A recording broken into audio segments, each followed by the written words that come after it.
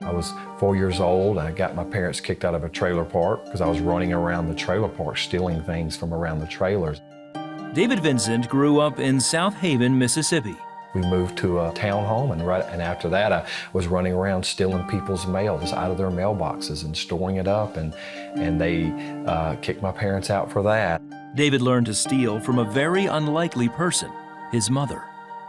Growing up, I would see her steal a lot of times in front of me. I would see her shoplifting from a small boy. I would see her changing tags in stores. As a teenager, he continued to steal.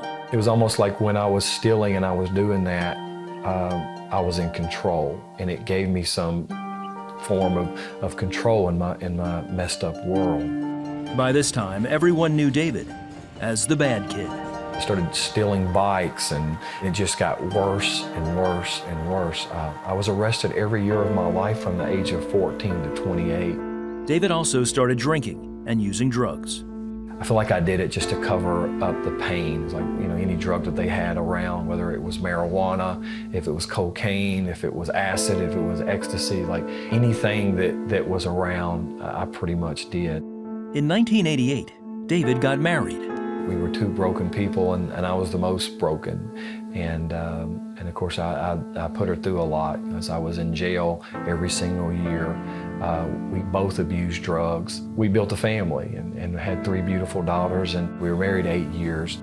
David says during this time of his life, he put God on a shelf. I knew he was real, but I was running a million miles an hour away from him. And so I was, always chasing the things of the world, chasing money and trying to kill the pain. But I never really turned to God except in small ways. I would pray when I needed him. I would ask him, it was the jailhouse stuff, like, Lord, please get me out, I'll change, but I never did. Then one night in jail, David was facing 15 years for several felonies. He was on his knees, thinking about his 3 little girls. They were ages 6, 4, and 1. And I knew that I'm going to be in prison a long time. I'm going to walk out the doors. They're going to be graduated from high school. And that was just so hard for me. And I just began crying out, begging God to please forgive me for all the things that I've done, for the drug abuse, for running from him, for becoming a thief, and for the man that I had become. At that moment, David asked Jesus Christ to be the Lord of his life. And what I heard God say was, David, everything is going to be all right. I'm going to have mercy on you and deliver you out of all of these charges. Everything got still, and I felt the presence of God in that little cell on that jail cell floor. And I just began weeping for joy.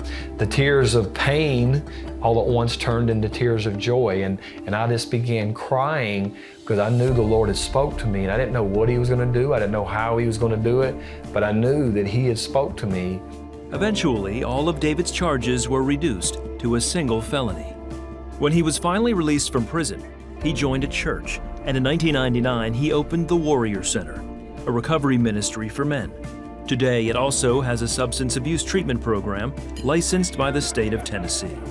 Just as his girls need a father, David says we all need our Heavenly Father. We get a million miles from God, but we can always come home.